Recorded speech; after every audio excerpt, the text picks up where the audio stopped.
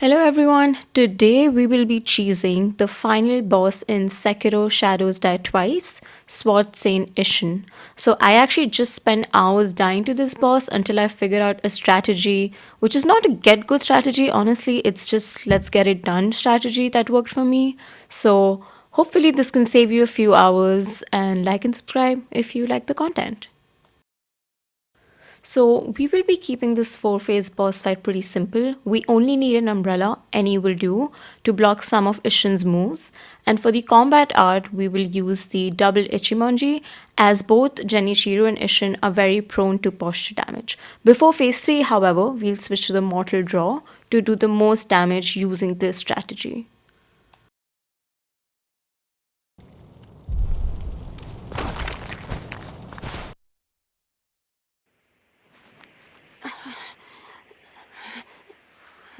Kuro.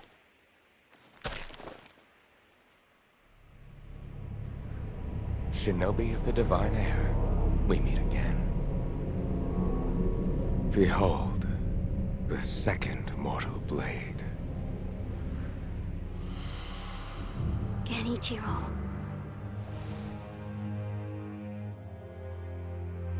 If you think you can change Ashina's fate with such a thing, you are mistaken. Wolf. No one has the right to the dragon's heritage. It is no one's to bear.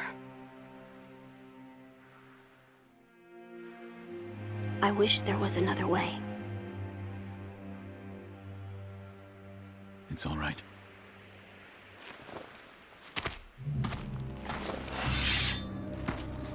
One last time.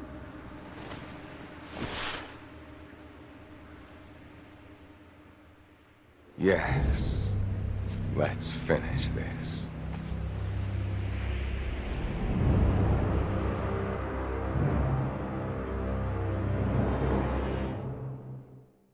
So, unsurprisingly, this is the easiest phase of the fight.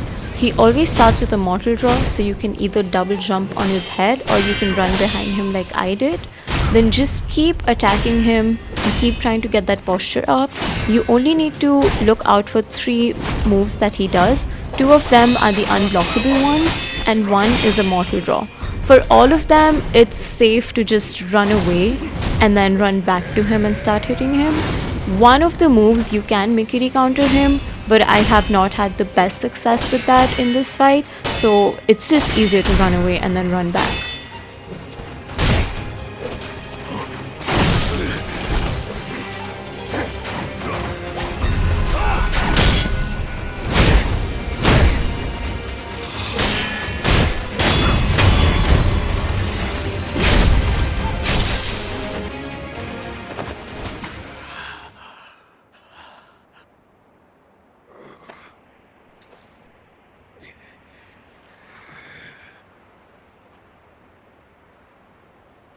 In the end, I was powerless, but Ashina will rise once more. The dragon blood surging through her veins. With this, Ashina's long night comes to an end.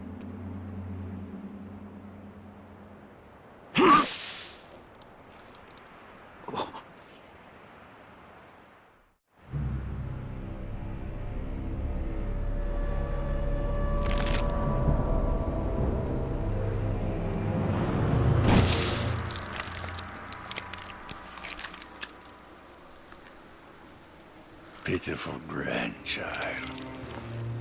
This was your last wish.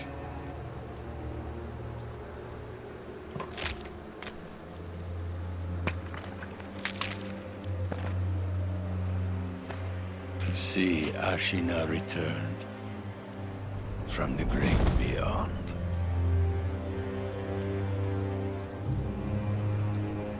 Which means Sekiro. I must destroy you. So in this phase, while he has a lot of moves, we are going to stay close to him and try to bait him into certain specific attacks, where the first attack is that he will hit you with his sword thrice, and then you can quickly double Ichimonji him as soon as the third hit is done. So not here, but we're still trying to bait him. 1 second.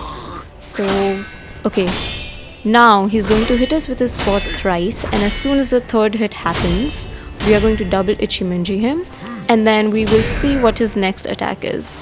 So if he is double Ichimonjing you as well, you can either deflect it or run behind him.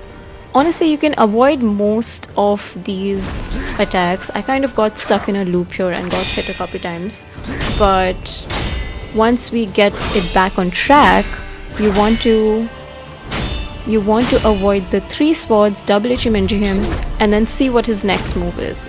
If his next move is that he starts moving towards the right, you want to dodge right behind him, like I did here, and then double Ichimonji him again. So if you can keep baiting him into just these 2 moves, then you can get his posture up really quickly. However, if he does another move and you need to run away, just be careful, and if you see a light coming out of his sword, then you can bring out the umbrella, which will block most of the moves that he does. And he has several of those high damage moves, but the umbrella can block all of them.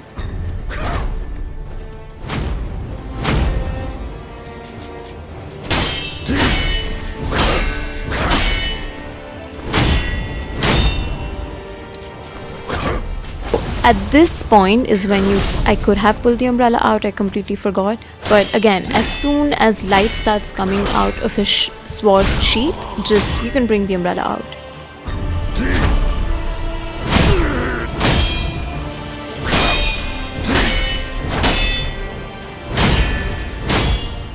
So be careful if you need to heal as well. Try to get as much distance as possible away from him while you're healing, otherwise he will attack you in the middle of your heal. Now getting back to him can be a little difficult because again, you want to be in that particular rhythm of his 2 attacks. So trying to get him in that rhythm, I got hit a couple times here, but as soon as you can get him back in that rhythm, you're golden. So now in phase 3, he's going to bring out a big spear and just have really fast moves, making this phase really difficult. But we're going to cheese this by using Mortal Draw. The strategy is simple. We keep running away from him, we keep staying away, and we bait him into the move where he jumps and attacks you like this. Because he pauses for a second, and that's where we get our Mortal Draw in and then run away again. So lock onto him, keep running away in a circle, you will end up missing most of his attacks, and then just as soon as he does a jump attack, go in with the Mortal Draw. You can also get a Mortal Draw in when you see the unblockable sign by making countering him, but that actually requires being close to him, so this is just easier. Be careful however while you're running away, as you might fall off a cliff, get stuck on a wall, or get stuck near a rock. So the arena adds another level of difficulty to this fight. While you want to stay away from him and keep running around in circles at a distance that's far enough away that his spear attacks don't hit you, you also don't want to fall off the wall or get stuck on the wall, because then you will get hit. As you can see, maintaining the rhythm is not tough, but if you at all die, fall off the cliff, or get stuck healing, it can be a little hard to get the same rhythm back. As long as you're in the rhythm though, it should be quite easy to hit. Now, this final phase is actually maybe a little bit easier than phase 3, as he does not do a lot of moves. If you stay close to him, you can grab and reverse the lightning, but given that we are following the strategy of running around in circles and just getting a Mortal Draw in when he does that jumping attack, that we are probably not going to be able to use that in this fight. So as you see, his moves in this phase are pretty similar to phase 3 except for the lightning attack. There aren't a lot of different combinations, however he just keeps coming at you. There's no pause basically. So just keep running around in circles, get the hit in when you can. If you are close enough, jump and reverse the lightning as that will do a lot of damage. But if you're following the strategy, you're probably going to be too far to be able to do that anyway.